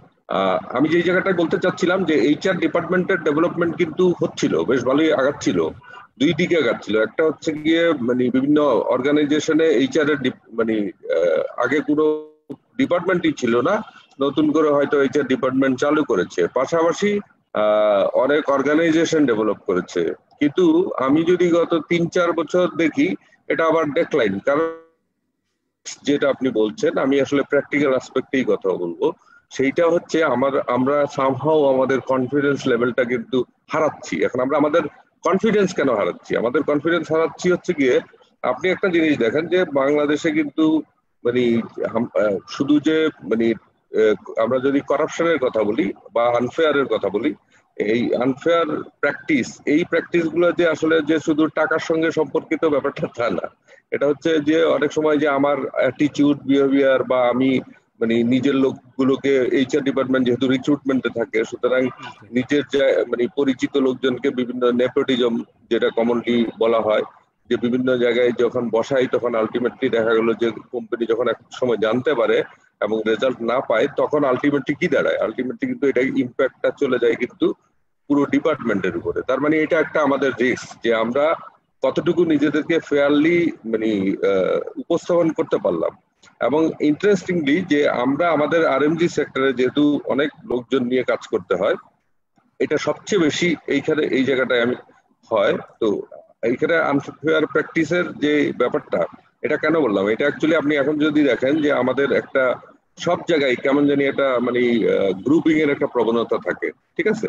তো এই সব মিলে এটা একটা সবচেয়ে বড় রিস্ক আমি এই মোমেন্টে মনে করতেছি। কারণ একটা অর্গানাইজেশন, সেটা ছোট হোক আর বড় হোক, যখন এইচআর ডিপার্টমেন্টের উপরে কনফিডেন্স না থাকবে, তখন তারা মনে করবে যে এটা অ্যাকচুয়ালি অন্য কোনো ডিপার্টমেন্ট দিয়ে চালানো যাবে। কেমন? যেমন ফাইন্যান্স, একসময় কিন্তু ফাইন্যান্সের আন্ডারে এইচআর ছিল, পরবর্তী এটা কিন্তু সেপারেট ডিপার্টমেন্ট হয়। তো দেখা গেল যে অ্যাডমিন কিন্তু আসলে মানে এইচআর আর অ্যাডমিন এক জিনিস না, আমরা অ্যাডমিন আর এইচআর অনেক সময় গুলিয়ে ফেলি। তো এই জায়গাটা কনফিডেন্স যদি আমরা বিল্ড করতে না পারি, তাহলে দেখা গেল যে এটা অন্য কোনো ডিপার্টমেন্ট দিয়ে। ওই যে একটু আগে ইমরান ভাইও সুন্দর করে বলছিলেন যে আমরা এমন ভাবে আমাদের উপস্থাপনা করতে হবে যে মানে এইচআর যে একটা আসলে টেকনিক্যাল পজিশন বা প্রফেশনাল পজিশন, এটা কিন্তু অনেকেই বুঝে না। যে মনে করে ও ক্লারিক্যাল কাজ, মানে এটা খালি মানে আমি যদি একটা রিক্রুটমেন্টের কথাই বলি, মানে সবাই সবকিছু করে দিয়ে দিল, আর সেখানে হচ্ছে কি আমি উইদাউট এনি মানে অ্যানালাইসিস আমি তাকে জয়েন দিয়ে দিলাম। তার মানে এটা তো একটা ক্লার্কের কাজ, এইচআর তো আসলে ক্লার্ক না। এখানে হচ্ছে কি যে এমপ্লয়ির কম্পিটেন্সি দেখার বিষয় আছে, এমপ্লয়ির প্রসপেক্ট দেখার বিষয় আছে, ব্যাকগ্রাউন্ড চেকিং এর ব্যাপার আছে। তো এই ব্যাপারগুলো তো আসলেই টেকনিক্যাল ব্যাপার। আর আমি যেটা আমার ইন্টারেস্টিং জায়গা হচ্ছে যেটা বলছিলাম যে ইন্ডাস্ট্রিয়াল রিলেশন। আপনি দেখেন যে কোনো অর্গানাইজেশনে আপনি দেখবেন এইচআর এর অনেক বদনাম। কেন বদনাম? কারণ হচ্ছে গিয়ে যে মালিকের চামচা হিসেবে এইচআর, আমি একদম খোলামেলাই বললাম, যেহেতু আমরা আসলে এখানে যারা দেখছেন বা আমরা যারা আছি সবাই আমরা জানি। কারণ আমরা যদি আসলে ভিতরের কথাগুলো খোলামেলা না বলতে পারি তাহলে এটা মানুষ আসলে বুঝতে অসুবিধা হবে। এই জন্য আমি খোলামেলাই বললাম। এইচআর কিন্তু এই বদনামটা আছে। কারণ কি, যে মালিক যা বলবে সেটাই আমাকে করতে হবে। হ্যাঁ, আমাকে করতে হবে, এটার ব্যতিক্রম আসলে হয় না। কিন্তু তারপরেও কিন্তু আমাদেরও কিন্তু পার্টিকুলার কিছু রোল এন্ড রেসপন্সিবিলিটি থাকে, যে মালিককে যে প্রফেশনাল ব্যাপারটা হাইলাইট করে বুঝিয়ে দেওয়া। এবং আমি যতটুকু জানি যে বাংলাদেশে খুব কম এইচআর এর লোক আছে যে মানে এইচআর বুঝলেই না আমি মালিকের কাছে উপস্থাপনা করবো, না বুঝলে আমি কিভাবে উপস্থাপনা করবো। আর এমদাদ সাহেব যে আরেকটা কথা বলছিলেন যে আজাদ ভাইয়ের এই কথাটা আমি একটু শুধু কমপ্লিমেন্ট করতে চাই, যে কথাটা আজাদ প্রথমেই শুরু করলেন যে confidence of HR professional, right? এইটার মানুষের কিন্তু কনফিডেন্স তখনই গ্রো করে যখন সে রিয়েল নলেজ নিয়ে আসে, তারপর সেটা স্কিল এসে পরিণত করে। আসলে এখানে মনে হয় আমাদের অনেক বড় একটা ঘাটতি আছে যারা আমরা এইচআর এ কাজ করছি, বা আমরা শেখার সুযোগ পাচ্ছি না যে এইচআরটাকে আসলে কিভাবে কাজ করলে রিয়েল এইচআর কোর এইচআর জিনিসটাকে আমরা একটা কোম্পানিতে ইমপ্লিমেন্ট করতে পারি, যেটার কারণে আমরা কিন্তু মালিক পক্ষ এবং হলো আমাদের যে এমপ্লয়িরা আছে ওখানে যে ব্রিজটা তৈরি করা উচিত সেখানে আমরা কাজ করতে ব্যর্থ হই। তো সেটাতে অবশ্যই আমাদের এইচআর এর নলেজটাকে আরো বেশি আমাদেরকে বাড়াতে হবে, কারণ মানুষের শক্তি কিন্তু হয় হয়তো টাকাতে, অথবা শক্তি হয় পেশিতে, অথবা শক্তি হয় জ্ঞানে। আসলে আমরা যারা এইচআর এ কাজ করছি আমাদের জ্ঞানের খুব বেশি প্রয়োজন। তো সিরাজুল ভাই আপনার কথা যেটা বলছিলেন প্লিজ। আমি আরেকটা জিনিস এখানে বলি, যেটা ওই যে ইমরান ভাইয়ের সঙ্গে জাস্ট কমপ্লিমেন্ট করব, যে এডুকেশন। আপনি দেখেন যে বাংলাদেশে ম্যাক্সিমাম যারা প্রাইভেট বলি আর পাবলিক ইউনিভার্সিটি বলি, কোনো টিচার, খুব রেয়ার কেস যে যারা রিসার্চের সঙ্গে ইনভলভ, এছাড়া কোনো টিচার কিন্তু প্র্যাকটিক্যালি কোনো কোম্পানি অথবা কোনো ফ্যাক্টরি জীবনেও ভিজিট করে নাই। ওনারা কিন্তু পড়াচ্ছেন। আমি যদি বলি ইন্ডাস্ট্রিয়াল ইঞ্জিনিয়ারিং, এই যে ইন্ডাস্ট্রিয়াল ইঞ্জিনিয়ারিং সাবজেক্টটা, এটা কিন্তু একটা টেকনিক্যাল পজিশন, অথবা এইচআর এর যেটাই বলি না কেন, কিন্তু যিনারা পড়াচ্ছেন ওনারা তো আসলে থিওরিটিক্যাল পড়াচ্ছেন, কিন্তু ওনাদের যদি প্র্যাকটিক্যাল জ্ঞানটা থাকতো তাহলে ওই যে ইমরান ভাইয়ের সঙ্গে যেটা আমি বারবার বলছিলাম যে মানে ওনাদের যদি প্র্যাকটিক্যাল জ্ঞান থাকতো তাহলে ওনারা হচ্ছে থিওরিটিক্যালের পাশাপাশি একটা প্র্যাকটিক্যাল মানে এক্সাম্পল দিয়ে স্টুডেন্টদেরকে কিন্তু একটা তৈরি করতে পারতো যে ইন্ডাস্ট্রি আসলে কি ধরনের লোক চাচ্ছে। এটা একটা ব্যাপার। আর একটা ব্যাপার হচ্ছে গিয়ে যে বাংলাদেশে আমরা যখন প্র্যাকটিস করতে যাই তখন হচ্ছে কি যে আমরা আসলে পাওয়ার এক্সারসাইজ করি। আপনি যেটা একটু আগে বলছিলেন যে আসলে পাওয়ারের কিছু নাই। এটা অ্যাকচুয়ালি যে আমরা এমপ্লয়ি এবং এমপ্লয়ারের যে মাঝখানে যে ব্রিজের ব্যাপারটা, আপনারা তো জানেন যে বাংলাদেশের গার্মেন্টস এর যে আনরেস্টের ইস্যুটা, তবুও আমরা আমাদের দেশের আনরেস্টের ইস্যুটা কিন্তু অন্যান্য দেশের থেকে অনেক বেটার। কারণ আমাদের দেশের ওয়ার্কাররা অনেক ভালো, মানে খুব সীমিত সংখ্যক লোকজন আসলে এটার সঙ্গে ইনভলভ থাকে বলেই জিনিসগুলো বড় করে দেখা হয়। তো সেইখানে আসলে কি যে আমাদের এইচআর এর দায়িত্ব হচ্ছে যে এমপ্লয়ীদের সঙ্গে খুব ঘনিষ্ঠভাবে মিশা।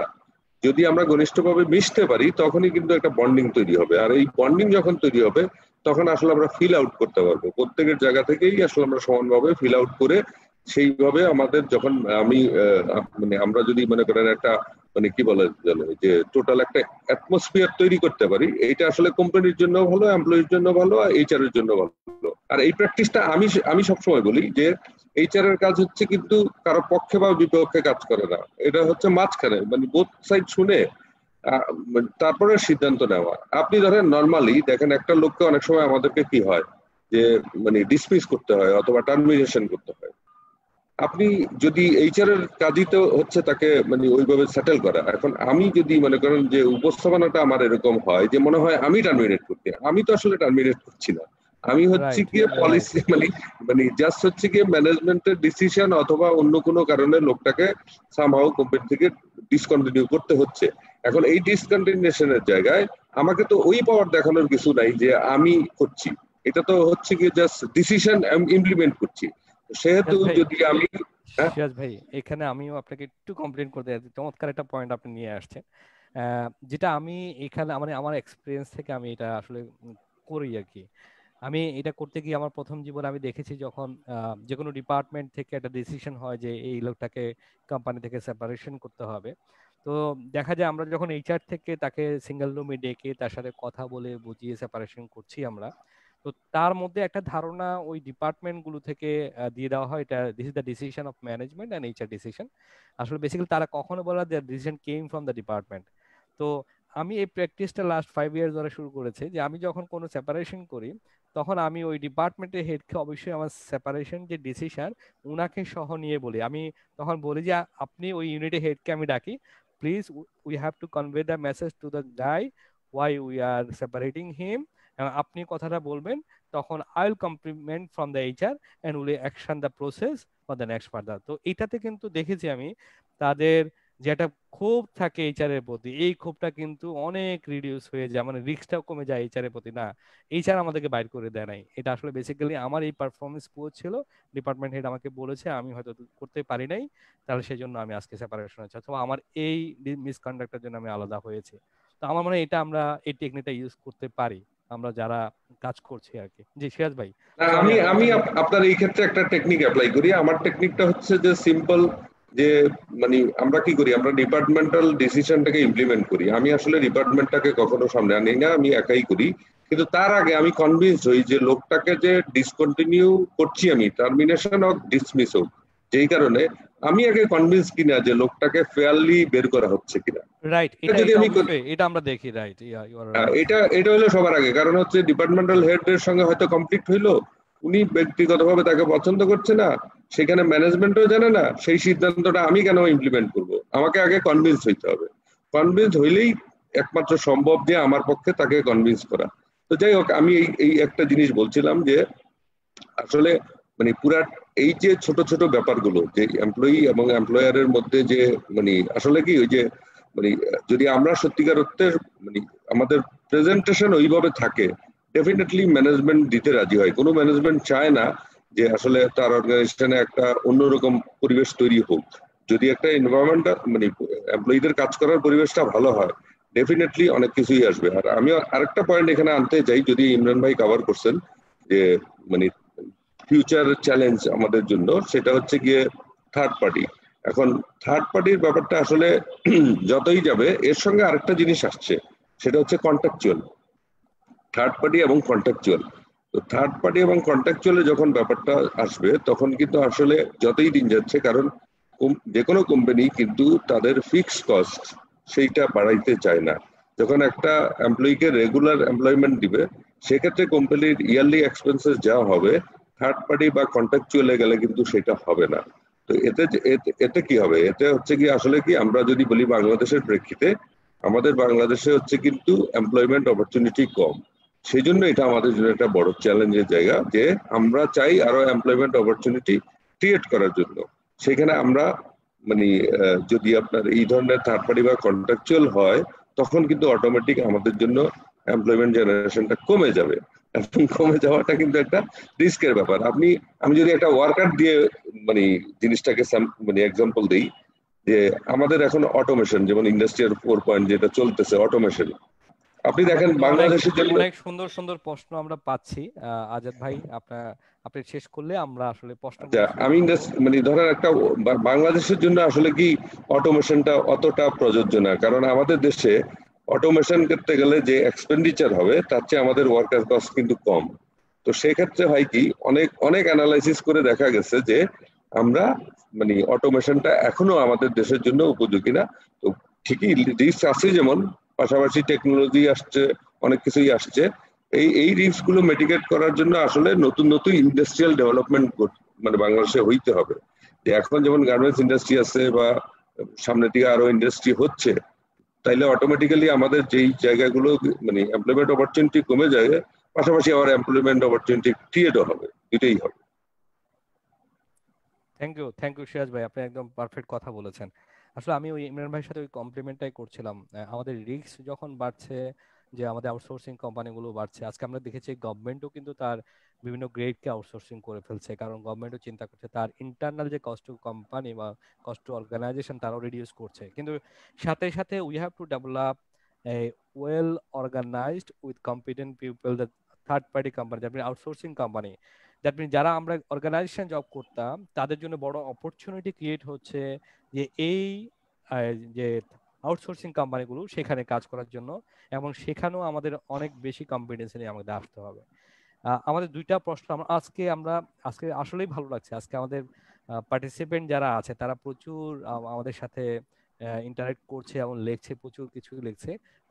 আপনি দুইজনকে খুব কমপ্লিমেন্ট করছে, ইমদাদ ভাইকে কমপ্লিমেন্ট করছে, ফাইন।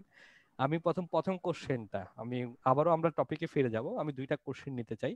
আমাদের সুমেল আলমগীর কবির ভাই উনি জিজ্ঞাসা করেছে প্যানেলের কাছে, আমি এটা ইমরান মিন ভাই ফেরদৌস ভাইয়ের কাছে যেতে চাই।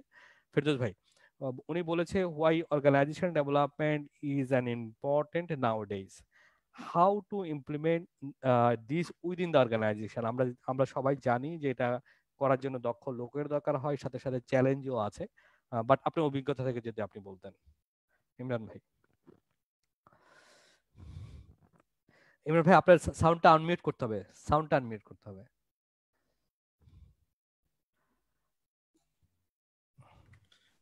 এমদাদ ভাই, it's a very good questions. তো অর্গানাইজেশন ডেভেলপমেন্টটা খুবই ভেরি ভেরি ইম্পর্টেন্ট। অনেক এমপ্লয়াররা কিন্তু বলে যে আমি আমার ট্রেনিং এর কস্ট বাড়াবো, কস্ট বাড়াবো, একে ট্রেনিং দিয়ে আনলাম বা করে ফেললাম, তারপরে সে একটা বেটার অপরচুনিটি পেলে সে অন্য জায়গায় চলে যাবে। এটা আমাদের কালচারে আছে, লোকাল কালচারে। মাল্টিন্যাশনাল কালচার এখানে আপনি জানেন, আপনি বাটায় কাজ করেছেন, ওখানে এগুলো একটু কম।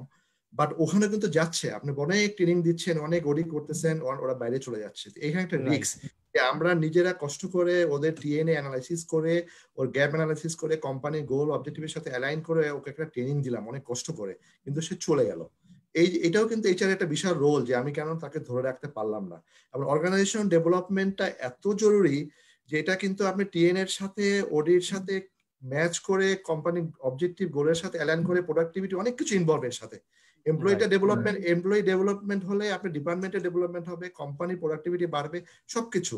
তো এইটা খুবই ভাইটাল। এটা করার জন্য এমপ্লয়ার সাইড থেকে যেমন সাপোর্ট লাগবে, হেড অফ দ্য ডিপার্টমেন্টের সাপোর্ট লাগবে, এইচআর এর সাপোর্ট সবচেয়ে বেশি। যে এই লোকটাকে আমি ডেভেলপমেন্ট করছি তাকে ধরে রাখা এবং তার ট্রেনিং এর পরে তাকে আমি একটা বিষয়ে ট্রেনিং দিলাম, একটা স্পেসিফিক সাবজেক্ট, যার যে গ্যাপ ছিল ওখানে আমরা ডেভেলপমেন্ট করলাম, সেটা তার প্রোডাক্টিভিটিতে এটা আসতেছে কিনা, এটা মেজার করার মতো ক্যাপাবিলিটি আমাদের এইচওডি এবং এইচআর এ থাকতে হবে, যে তার প্রোডাক্টিভিটি বাড়তেছে তাকে ট্রেনিং এর পরে।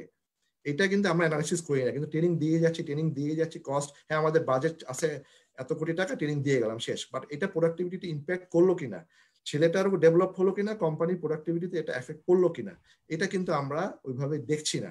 যার ফলে এমপ্লয়িরাও ওইভাবে জানতেছে না, যার ফলে অডিটে আমাদের বাজেট দিন দিন কমে যাচ্ছে, হ্যাঁ, বা আমাদের ট্রেনিং এর বাজেট দিন দিন কমে যাচ্ছে। এটা আমরা এমপ্লয়ারকে বুঝাতে পারছি না, কিন্তু এটা আমাদের প্রোডাক্টিভিটিতে যে একটা এফেক্ট করতেছে, আমাদের প্রোডাক্টিভিটি যে বাড়তেছে, এটা আমাদের এমপ্লয়ারকে বোঝানো এইচআর এর দায়িত্ব। আমি আপনার সাথে একটু আপনার সাথে একটু কমপ্লিমেন্ট করতে চাই, রাইট। আমি কিন্তু বাটাতে আপনি জানেন যে সিনিয়র অডি ম্যানেজার হিসেবে কাজ করেছি, গ্লোবাল রুলস গুলো ইমপ্লিমেন্ট করেছি সবগুলো।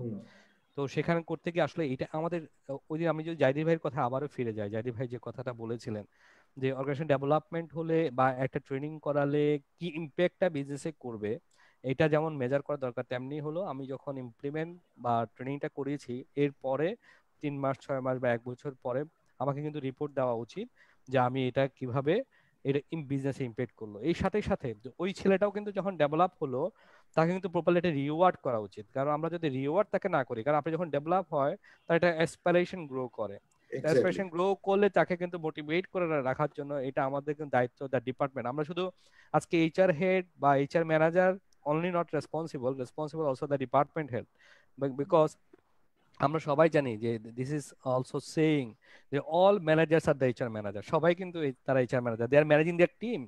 তো তাদেরও কিন্তু স্পেসিফিক দায়িত্ব যে তার টিমে যে ছেলেটা ভালো করছে একটা ট্রেনিং দেওয়ার পরে একটা অ্যাকশন করার পরে তাকেও কিন্তু একটা স্পেসিফিক টাইম বা পিরিয়ডের পরে তাকে কিন্তু রিওয়ার্ড করা উচিত।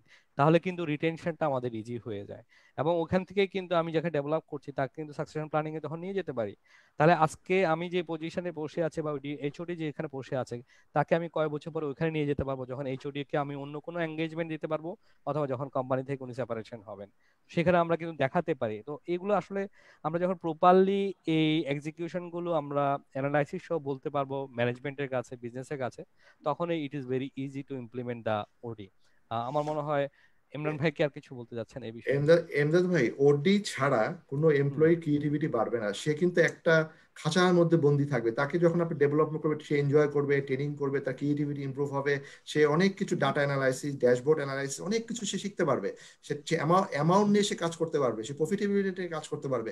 তার চোখটা তো we have to open up, হ্যাঁ, ওপেন আপ করতে হবে। কিন্তু এই জন্য ওডি ছাড়া আপনি কোনো কিছু মানে কোনো সাকসেস আসবে না কোনো কোম্পানির।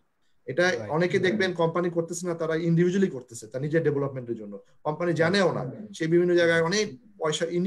ইন্ডিয়া কেন এত সাকসেস, তারা আইটিতে, তারা টেকনোলজিতে, তারা ব্যাক টু বেসিকে, ড্যাশবোর্ড অ্যানালিসিস কেন?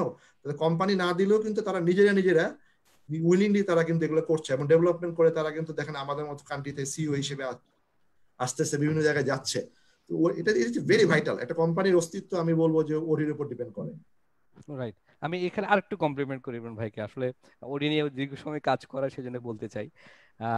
যেটা আমরা যখন ভিলাটেক্সে কাজ করছিলাম আমরা আমরা কিন্তু খুব বেশি ওডি নিয়ে কাজ করেছি। আমাদের এমডি স্যার ডেভিড স্যার ছিলেন, উনি কিন্তু প্রচন্ড রকম বিশ্বাস করতেন যে আমি ছেলেদেরকে ডেভেলপ করবো তারা চলেও যাবে এটা। কিন্তু উনি বলতেন ইমদাদ বা আদার্স থেকে বলতেন যে তুমি চিন্তা করো না যে এই লোকগুলো যে চলে যাচ্ছে এটা আমার ক্ষতি হচ্ছে না। এই লোকগুলো যখন অন্য অর্গানাইজেশন গিয়ে তার প্রোডাক্টিভিটি দিচ্ছে তখন সে বলছে this is the guy of the Viyellatex, this is the guy of Bata. তো এটা কোম্পানি ইমেজ ব্র্যান্ডটাকে কিন্তু মার্কেটে কিন্তু অনেক বৃদ্ধি করে, নাম্বার ওয়ান। নাম্বার টু হলো এই যে আমি ছেলেটাকে ডেভেলপ করে দিলাম, আমরা যখন দেশের কথা চিন্তা করি দ্যাট মিনস আরেকটা যখন সে কোম্পানিতে কাজ করে সে দেশের জন্যই কাজ করে, আলটিমেটলি দেশের কিন্তু গ্রোথে কাজ করে। তো ভালো লোক কিন্তু তৈরি হচ্ছে সেখান থেকে। তো একটা ভালো ডেভেলপমেন্ট করার জন্য তার সেন্টার হলেও হ্যাঁ এটা আমাদেরকে চিন্তা করবো আমি যাকে ডেভেলপ করছি একটা মিনিমাম পিরিয়ড তাকে যাতে রিটেনশন করতে পারি। আমরা জানি টাইম ভ্যালু এবং স্কিল এই তিনটা জিনিস আছে। তো একটা লোক যেন 3 থেকে 5 বছর আমাদের সাথে গ্রো করতে পারে, তারপর সে যদি লিভ করে তাহলে সে শিখলো, কন্ট্রিবিউট করলো, কোম্পানিরও কিন্তু আরওআইটা আমরা অ্যানালাইসিস করতে পারবো তখন, এবং সে অন্যখানে গিয়েও কন্ট্রিবিউট করতে পারে। থ্যাংক ইউ ইমরান ভাই। আমি আজাদ ভাইয়ের কাছে চলে যেতে চাই। আরো একটা প্রশ্ন আমাদের সাথে শেখ এমডি রিফাত রহমতুল্লাহ। আজাদ ভাই যদি ফেসবুকে পেজে দেখতে পান উনি একটা প্রশ্ন করেছে, to all of you can you please explain why risk assessment and KPI-based performance monitoring system are still missing in most of the leading local organization. Also, how proper training need assessment can value with organization. দুটো question করেছেন। একটা হলো কেন miss হচ্ছে এখনো পর্যন্ত বড় বড় কোম্পানিগুলোতে, আর একটা উনি বলেছে যে আমরা নিজ অ্যাসেসমেন্ট ভ্যালু কোম্পানিতে কিভাবে ভ্যালু অ্যাড করতে পারে। আজাদ ভাই। আমি আসলে আপনার ভয়েসটা ক্লিয়ারলি শুনতে পাইনি, আপনি যদি আরেকবার একটু রিপিট করেন। আচ্ছা সুমি, আপনি কি দেখতে পাচ্ছেন ফেসবুকে কোশ্চেনটি? ইমরান ভাই আপনি কি দেখতে পাচ্ছেন কোশ্চেনটি? শেখ এমডি আমি দেখতে মানে অনেকগুলো লেখা এসেছে তো যে কারণে আচ্ছা তাহলে আমি আজাদ ভাই আমি আবার একটু এখন শুনতে পাচ্ছি ইমদাদ। আচ্ছা উনি দুইটা প্রশ্ন করেছে, বলছে can you please explain why risk assessment and KPI based performance monitoring system are still missing in most of the leading local organization. এখনো কেন এটা হচ্ছে? আচ্ছা বুঝতে পারছি। How proper training need assessment can add value with organization. দুটো প্রশ্ন করেছেন। আমি থ্যাংক ইউ জানাচ্ছি রিফাত রহমতুল্লাহকে খুব চমৎকার একটা প্রশ্ন করার জন্য। জি আমার যেটা পার্সোনাল এক্সপিরিয়েন্স, আমাদের কোম্পানিতে আমরা মাঝখানে কেপিআই নিয়ে কাজ করেছি কিছুদিন। বেসিক্যালি হচ্ছে কি যে মানে কেপিআই বা বের সঙ্গে যদি আপনি রিস্ক অ্যানালাইসিস করেন, ব্যাপারটা হচ্ছে যে ইমপ্লিমেন্টেশন পার্টে যে আসলে কি যে মানে আমরা জানি যে আসলে কেপিআই কিভাবে সব কিছু সেট করতে হবে আমরা জানি, কিন্তু যখন আমরা ইমপ্লিমেন্ট করতে যাব, যাদের মাধ্যমে ইমপ্লিমেন্ট করতে যাব তাদেরকে আগে আমাদেরকে কিন্তু মানে ওই ব্যাপারে এডুকেট করতে হবে যে আসলে হোয়াট ইজ কেপিআই এবং কিভাবে এটা ফাংশনাল হয়। এবং যিনি ইমপ্লিমেন্ট করবেন ওনাকেও একটা ডিটেল নলেজ থাকতে হবে। তাহলে হচ্ছে কি যে মানে আলটিমেটলি আমি রেজাল্ট পাবো। আর আমাদের দেশে যে প্র্যাকটিস গুলো হয় এগুলো হচ্ছে মোস্টলি থিওরিটিক্যাল বেস, মানে অরিজিনাল যে কেপিআই সেই দিকে আমরা না যেয়ে আমরা আমাদের মতো করে কেপিআই তৈরি করি। তাহলে আলটিমেটলি তো এটা একটা ফর্মুলার ব্যাপার, সেই ফর্মুলা তো আর কাজ করবে না। তো এই জন্য আসলে ফাইনালি আমরা ওইভাবে মানে সাকসেসটা পাই নাই। তার মানে হচ্ছে আমরা যারা এই কেপিআই এর আওতায় আছেন এবং যারা ইমপ্লিমেন্ট করছেন সবারই কিন্তু আসলে এখানে জ্ঞানের অভাব আমি বলবো, যে যার কারণে আমি বলবো যে যেমন আমার এই সম্পর্কিত কোনো জ্ঞান নাই। এখন আমাকে যদি দেওয়া হয় যে কেপিআই ইমপ্লিমেন্ট করতে হবে, তার মানে আমি হয়তো ফর দ্য টাইম বিং একটা শর্টকাট নলেজ গ্যাদার করে সেইটার উপর বেসিস করে আমি কিন্তু ইমপ্লিমেন্ট করার চেষ্টা করব। তো সেই জন্য আগে মানে এটা KPI it is not something যে ভেরি মানে minor issue, this is a very major issue. তো এই মেজর ইস্যুতে আসলে অনেক ডিটেল না জানলে এটাকে ইমপ্লিমেন্ট করাও যাবে না, এটা থেকে কোনো রেজাল্ট আসবে। রাইট। আজাদ ভাইকে আমি একটু কমপ্লিট করি। আসলে কেপিআই নিয়ে আমি দীর্ঘ সময় কাজ করেছি আমার লাস্ট 3টা অর্গানাইজেশনে। তো যেখানে চ্যালেঞ্জটা আসলে আমরা ফেস করি যে কেপিআই কেন ইমপ্লিমেন্ট হচ্ছে না, এটার একটা বড় কারণ হলো এইচআর থেকে আমরা যদি কন্টিনিউয়াস ডিপার্টমেন্ট ওয়াইজ কেপিআই গুলো আমরা কমিউনিকেশন করতে পারতাম, বারবার করে তাদেরকে বোঝাতে পারতাম how to write the KPI, KPI এর আমাদের বেনিফিটটা কি, আমরা কি করে কি হবে। যেমন আজকে আমরা যখন প্রোগ্রামটা করতে বসেছি আমাদের কিন্তু কেপিআই ছিল 1 ঘন্টার মধ্যে আপনার দুজন থেকে রিস্ক অ্যানালাইসিস কথাগুলো বের করে নিয়ে আমাদের সমাজকে দেওয়া, এটা আমাদের কেপিআই। তো সেখানে করতে গিয়ে আমরা কিছু কমপ্লিমেন্ট কোশ্চেন পাচ্ছি, সেখানেও আমরা অ্যাড্রেস করছি। আমরা কেপিআই এর বাইরেও একটু চলে যাচ্ছি, কিন্তু আমাদের টার্গেট একটাই, যাতে সমাজ, যাতে আমাদের আজকে এইচআর সোসাইটি যাতে লাভবান হয় সেখানে। তো এখানে আসলে আমাদের উচিত কন্টিনিউয়াস মনিটরিং করা, এবং হলো আমাদের যারা এমপ্লয়ি আছে তাদেরকে কিন্তু আমাদের অবশ্যই এইচআর থেকে দায়িত্ব আদার্স লিডার, ডিপার্টমেন্ট লিডারদেরকে নিয়ে তাদেরকে বোঝানো যে এইভাবে করতে হয়, এভাবে ফলো আপ করতে হয়, এভাবে ইমপ্লিমেন্ট করতে হয়। এবং কেপিআই শেষে গিয়ে যেটা হলো এটা যে রিওয়ার্ড ম্যানেজমেন্ট সিস্টেম, সেটা থেকে অবশ্যই আমাদের রিওয়ার্ড ম্যানেজমেন্ট সিস্টেমটা ডিজাইন করতে হবে। থ্যাংক ইউ আজাদ ভাই আপনার চমৎকার উত্তর দেওয়ার জন্য। আরো একটা ছোট কোশ্চেন চলে আসছে, আমাদের সময় আছে 4 মিনিট। আমি সুমি আমার দিকে তাকাচ্ছে মুখ কালো করে। তারপরে আমি তারপরেও ইমরান ভাইয়ের কাছে প্রশ্নটা নিয়ে যেতে চাই। ইমরান ভাই উনি প্রশ্ন করেছে, সুন্দর একটা প্রশ্ন করেছে। উনি বলছে third party or contractual will fill the organization as like as আজ, আমাদের মতো করবে, ফিল করবে কিনা। সাথে আমিও আপনাকে এর সাথে যোগ করে দিতে চাই, যদি করতেই হয় তাহলে কি করা দরকার।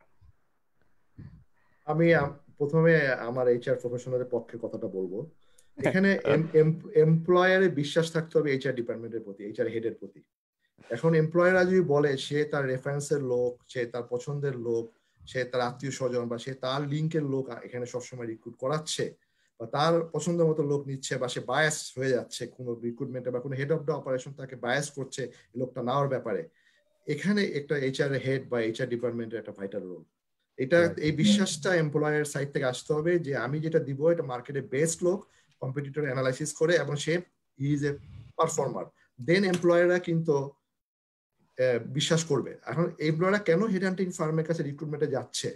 একটা নিরপেক্ষ, কোনো বায়াসনেস ছাড়া, কারো রেফারেন্স ছাড়া বেস্ট পিপলটা যাতে সে পায়। তো এই ফেটটা এইচআর এর হেড বা এইচআর ডিপার্টমেন্টের অর্জন করতেই হবে। এবং এই অ্যাডাপ্টিবিলিটা, এই চেঞ্জ ম্যানেজমেন্টের সাথে সাথে এমপ্লয়ারকেও মানে যে চেঞ্জ করা বা এমপ্লয়ারকে যে অ্যাটিটিউড সাথে অ্যাডাপ্ট করার মতো বা এমপ্লয়ারকে ইনফ্লুয়েন্স করার মতো অ্যাবিলিটি এইচআর হেডে থাকতে হবে। আদারওয়াইজ কিন্তু আপনার বড় বড় পজিশন গুলা এইচআর হেডের দায়িত্বে আর থাকবে না, এটা হেড হান্টিং ফার্মে চলে যাবে। এটা হেড হান্টিং এ চলে গেল। আচ্ছা হেড হান্টিং যদি চলে যায়, এখানে কোশ্চেনটা ছিল হেড হান্টিং এ যদি চলেই গেল, ফাইন, আচ্ছা সারা ওয়ার্ল্ড ওয়াইড এটা হচ্ছে, তাহলে এটাকে কিভাবে আমরা অ্যাটাচমেন্টটা ওভাবে করতে পারি যে ওনারশিপটা, যে থার্ড পার্টিও এমন ভাবে তার এঙ্গেজমেন্টটা করবে, সে ভাববে না he is the stakeholder of the Munshi, he is the stakeholder of the Navana or বি2বি, কিভাবে এটা গ্রো করতে পারি? হ্যাঁ, এটা এই ব্যাপারে আমাদের এমপ্লয়ারকে সাপোর্ট করতে হবে। হ্যাঁ, as a head of the department আমাদের এমপ্লয়ারকে সাপোর্ট করতে, যে নতুন বিজনেস যদি কোনো কোম্পানি ওপেন করে, এটা ফ্র্যাঙ্কলি এমপ্লয়ারের সাথে এইচআর হেডের একটা আন্ডারস্ট্যান্ডিং থাকতে হবে। এমপ্লয়ারকে বলতে হবে স্যার মুন্সি এই মার্কেটে এই বেস্ট, এই সেক্টরে যারা যেগুলো দিয়েছে তারা বেস্ট পিপল, তারা প্রোডাক্টিভিটি বাড়ছে, কোম্পানি ভালো করছে। এটা এমপ্লয়ারের এইচআর হেড একটা বিশাল দায়িত্ব। এইচআর হেড যদি এমপ্লয়ারকে কনভিন্স করতে পারে, এমপ্লয়ার অবশ্যই কনভিন্স হবে, এমপ্লয়ার যাবে এবং বলবে স্যার এটা আমার ক্যাপাসিটিতে আসতেছে না, আই এম সরি, আমি পারবো না। বা হয়তো এইচআর হেড এর আগে ওই পজিশন আরো 2টা নিয়েছে, সে ফেল করেছে, এখানে লজ্জার কিছু নাই, সে ফেল করেছে বা তাকে ধরে রাখতে পারে নাই বা বেস্ট পিপলটা এইচআর হেড আনতে পারে নাই, এটা এমপ্লয়ারকে বোঝানো এইচআর হেডের দায়িত্ব। হ্যাঁ, এখানে আমি আপনাকে যদি একটু কমপ্লিমেন্ট করি, যে কমপ্লিমেন্টটা হলো আমার রিয়েল লাইফ এক্সপিরিয়েন্স থেকে আমি দেখেছি। ধরুন আমি থার্ড পার্টিকে সিকিউরিটি কাজটা দিলাম বা আমার ক্লিনিং এর দায়িত্বটা আমি তাকে দিয়ে দিলাম, তো আসলে আমার নিজস্ব এমপ্লয়ি হতে যেভাবে সে অর্গানাইজেশনকে ওন করতো সেটা সে করে না। তার একটা কারণ, যখন থার্ড পার্টি থেকে একটা এমপ্লয়ির একটা এঙ্গেজমেন্ট একটা কোম্পানিতে হয়, তখন আমরা কিন্তু তার সাথে প্রপার কমিউনিকেট করি না। আমরা আসলে ওই পজিশন গুলোতে তার কাছে কি চাই ওভাবে আমরা করি না, আমরা চিন্তা করি সবকিছু থার্ড পার্টির দায়িত্ব। আমার মনে হয় এখানে আমাদের এইচআর এর একটা বড় দায়িত্ব, যখন আমাদের সাথে থার্ড পার্টির গুলো এঙ্গেজমেন্ট হয় তাদেরকেও বুঝিয়ে দেওয়া আমরা এই পজিশনে আমাদের কি চাই, তার লোকগুলোকে ওভাবে ইন্ডাকশন করা যে আমি এই পজিশনে, এটার গুরুত্ব এটা, তোমাকে এই রোল প্রোফাইলে তোমাকে এটা এনশিওর করতে হবে। ইভেন একজন সিকিউরিটি যে ফ্রন্ট অফিসে দাঁড়িয়ে আছে, এখন আমার গেটে দাঁড়িয়ে আছে, তাকেও কিন্তু বুঝাই দিতে হবে যে সাত পাড়ি হলো ভাই, তুমি কিন্তু এখানে আসছো, তোমার কিন্তু এটা এনশিওর করতে হবে। দেখো তুমি কিন্তু আমার একেবারে কোম্পানির চোখ খোলা, তুমি প্রথমে তোমার দিয়ে সবাই দেখে, তো এটা কিন্তু বুঝাতে হবে। আমার একটু কথা ছিল এখানে, হ্যাঁ আজাদ ভাই, আমি একটু অ্যাড করতে চাই। মানে আমরা আসলে কি এইচআর এর ফেয়ারনেস এর কথা বলছি, পাশাপাশি কিন্তু আসলে আমরা আরেকটা চ্যালেঞ্জের জায়গায় সবসময় পড়ি, সেটা হচ্ছে যে অন্যান্য ডিপার্টমেন্টাল রিক্রুটমেন্টের যে প্রেশার। দেখা গেল যে আমি হয়তো মানে ডিপার্টমেন্টের হেড এমন একজনকে সিলেক্ট করে দিলেন, উনি উনাকেই নিতে চাই, কারণ আমাদের দেশে এই জিনিসটা কমন। তো যার ফাইনালি দেখা গেল কি আমি হয়তো তাকে নিলাম না, ঠিক আছে, তখন হচ্ছে কি এইচআর এর সঙ্গে একটা কনফ্লিক্টে চলে যাচ্ছে। আলটিমেটলি মানে আমরা যেরকম এইচআর এর প্রফেশনালিজমের কথা বলছি, কনফ্লিক্টটা কেমন হয় ওইটা যদি একটু বলতেন। আসলে এই এক্সপেরিয়েন্সটা আমরা শেয়ার না, আজকে আমরা বলতে চাই, যেহেতু বলার জন্য বাংলাদেশে আমরা বসেছি, সবার সামনে ওপেন হয়েছে, কথা বলা দরকার আজকে, তাহলে আমাদের এইচআর এর ছেলেরাও কিন্তু শক্তি পাবে যে কিভাবে সামনে থেকে কাজ করতে হবে। শুনেন, আমি ইন জেনারেল বলতে চাই, এটা আসলে মানে হয় কি, যেমন আমার আগের কোম্পানিতে এরকম ছিল যে একটা ডিপার্টমেন্টাল হেডার সব সময় তার লোক নিতেই হবে আমাকে, ঠিক আছে, সেটা এখানেও ফেস করে নেওয়া যেত না। তো এক সময় হচ্ছে কি যে আমি তার সঙ্গে একটা এগ্রিমেন্টে গেলাম যে আমি মানে বিডি জবস বা সোর্সিং এর মাধ্যমে আমরা যা সিভি দিব এর মধ্যে থেকে 2 জন নিবে, সে নিবে 1 জন, ঠিক আছে, ওনার একজনের এগেইনস্টে আমার 2 জন লোক রিক্রুট করতে হবে। তো এইটা ছাড়া আসলে কি মানে আমাকে কোনো এক জায়গায় তো কম্প্রোমাইজ করতে হবে, কারণ আমি তো চাই না কমপ্লিট হোক। তো এইটা আসলে এক এক কোম্পানিতে এক এক রকম। আবার অনেকে তো হচ্ছে গিয়ে যে মানে ম্যানেজমেন্টের কাছে কমপ্লেনও করে যে সিভি চলবে না, ঠিক আছে, আসলে যে সে তার একজন লোক নিতে, তখন মালিক কি বলবেন, ম্যানেজমেন্ট বলবেন ঠিক আছে আপনি কিছু সিভি নিয়ে আসেন, তো উনি সিভি নিয়ে আসলে তখন অটোমেটিক তো ওনার সিলেকশনের লোকটা অটোমেটিক চলে আসবে। তো এগুলো আসলে অনেক ধরনের মানে কি বলে ওপেন ডিসকাস আমরা করছি, বাট এরকম অনেক চ্যালেঞ্জ আমাদেরকে ডেইলি ফেস করতে হয়। এগুলো ফেস করে এখানে যদি আমি কমপ্লিমেন্ট করি, ইমরান ভাই আমি একটু কমপ্লিমেন্ট করে আপনার কাছে আসছি, যদি সুমির একদম সময় শেষ পার হয়ে 2 মিনিট চলে গেছে, সুমি সরি আমরা সময় নিয়েছি, আমাদের কে পার হয়ে যাচ্ছে টাইম। যেখানে আজাদ ভাই বলছিল, আজাদ ভাইকে আমরা যদি ওই এইচওডি কে আমরা এটা দেখাতে পারি যে উনি লোক নিচ্ছে, উনি যখন লোক নিচ্ছে ফাইন, যদি সে কোয়ালিফাইড হয়, তার যদি প্রোডাক্টিভিটি আমরা মেজার করতে পারি, দেখাতে পারি, এবং সাথে আমি যে লোক নিচ্ছি বাইরে থেকে তাকে যদি প্রপার ফেয়ারনেস এবং টেস্টের মাধ্যমে তাকে নিতে পারি, তার প্রোডাক্টিভিটি নিতে পারি, এবং দুইটার মধ্যে প্রোডাক্টিভিটি যদি কম্পেয়ার করতে পারে, ভাই যে নেপোটিজম লোক, বেশি পরিচিত লোক, বা আপনি প্রেফারে যদি আমি অ্যাকর্ডিং টু কোয়ালিফিকেশন না নিই, তাহলে বিজনেসে কিন্তু এই ব্যাড ইম্প্যাক্টটা হচ্ছে, আপনি কিন্তু লুজ করছেন, আপনি টার্গেট অ্যাচিভ করতে পারছেন না। তাহলে আপনি কিন্তু অ্যাকর্ডিং টু প্রোফাইল অনুযায়ী আমি যদি এনশিওর করে কম্পিটেন্স বেস লোক নিতে পারি, তাহলে কিন্তু আপনাকে আমি এভাবে হেল্প করতে পারবো, এটা মনে আমাদের হেল্প করবে, আমার উনি খুশি হবে। ইমরান ভাই যেটা বলছিলেন, যে ইমরান ভাই, আমি এই যে আজাদ ভাইয়ের কথা ধরে একটা কথা বলছি যে এখন আমরা যদি ওই হেড অফ অপারেশনের লোকটা আমি নিলাম না, আমাদের একটা কম্পিটিটিভ লোক দিলাম, কদিন পরে সে বললো আপনি যে লোক দিয়েছেন সে তো পারফরমেন্স না, পারফেক্ট, এটাই বলে পারফরমেন্স না, আমার সেল ফল করেছে, আমার লোকটা নিলেন না, পুরো দোষ এইচআর এর। তখন এইটা তো আসলে কি, এটা প্রতিদিনেরই সমস্যা, এটা প্রতিদিনের সমস্যা। আসলে এই সব পুরো ব্যাপারটা নিয়ে যে আমরা ডিসকাস করছি, এর একটাই কারণ, সেটা হচ্ছে আমাদের মধ্যে এখনো প্রফেশনালিজমটা ডেভেলপ করে নেই। এটা not only HR, not only other department. এই কারণে হচ্ছে কি, তার আগে আমি একটু যদি ব্যাকে যাই, আপনি দেখবেন যে মানে আমি যেহেতু কমার্সের স্টুডেন্ট একটা কথা বলতেই পারি, সেটা হচ্ছে গিয়ে কোম্পানি এবং মালিক দুইটা কিন্তু সেপারেট এন্টিটি, আর আমাদের দেশে হচ্ছে কি যে দুইটা কিন্তু এক এন্টিটি। আমি আপনাদেরকে এই ব্যাপারে একটা এক্সপিরিয়েন্স শেয়ার করি। আমি জাস্ট বছর দুয়েক আগে ইটালি একটা ফ্যাক্টরিতে ভিজিট করতে গিয়েছিলাম। আমি জাস্ট মানে 30 সেকেন্ডে শেষ করে দিব। তো আমি যে দেখলাম যে মানে জাস্ট আমি ফ্যাক্টরি রাউন্ড দিতে যে ফ্যাক্টরি ম্যানেজারের রুমটা হচ্ছে বিশাল বড়, আর একজন ডিরেক্টর বসেন বিং এ এমপ্লয়ি, ওনার রুমটা হচ্ছে মানে একটা ছোট্ট খুপড়ির মতো। তো সে আবার বলতেছে যে উনি হচ্ছে আমাদের একজন ডিরেক্টর। তো আমি বললাম যে এত ছোট রুম, আপনার রুম এত বড়। তো সেও আমাকে বললো যে উনি কিন্তু এখানে কিন্তু ওনার যে যোগ্যতা হিসেবে একটা চাকরি করেন, সেই চাকরি হিসেবে উনি রুম বিং এ ওনার কিন্তু ওনার জন্য বোর্ড রুম, আর আমি হচ্ছি ফ্যাক্টরি ম্যানেজার, এই জন্য আমার রুম। তার মানে এটা আমি বললাম যে এই যে প্রফেশনাল থট, এইটা যতক্ষণ পর্যন্ত না ইমপ্লিমেন্ট হবে ততক্ষণ পর্যন্ত আমরা যত চ্যালেঞ্জের কথা বলছি এই চ্যালেঞ্জ কোনোদিনই যাবে না, বরঞ্চ বাড়বে। থ্যাংক ইউ আজাদ ভাই, well said, appreciate very good. আমি আমি আমি বিদায় নেওয়ার আগে আমি ইমরান মীর ফেরদৌস ভাই, আপনাকে অনেক অনেক ধন্যবাদ। আপনি এখনো অফিস থেকেই বের হন না, আমাদের জন্য বসে আছেন। আসলে আমাদের জন্য না, পুরো এইচআর সোসাইটির জন্য, যারা ডেভেলপ হচ্ছে দেশের জন্য বসে আছেন। আজাদ ভাই, আপনাকেও স্পেশাল থ্যাঙ্কস ফ্রম মুন্সি এবং কালাস এফএম থেকে। আমরা যারা দেশের জন্য কাজ করছি, আমাদের সমাজের জন্য কাজ করছি, আজকে আপনাদের সময় দেওয়ার জন্য। সুমিকে thank you, Sumi thank you. Munshi IT service আনিসকে আমি ধন্যবাদ জানাচ্ছি, সবসময় আমাদেরকে প্রতি রবিবার বৃহস্পতিবার তার প্রচন্ড সময় দিয়ে থাকে ব্যস্ততার মাঝেও। আমি এই বলে বিদায় নিচ্ছি, বা যাওয়ার আগে আমি আবারও সুমিকে হ্যাপি বার্থডে, শুভেচ্ছা, শুভ জন্মদিন জানাচ্ছি। থ্যাংক ইউ এভরিওয়ান যারা আমার সাথে দেখছিলেন আমাদের ফেসবুক লাইভে, এবং যারা আমাদের কালার্স এফএম লাইভে আমাদেরকে দেখছিলেন। Thank you Sumi. Thank you sir.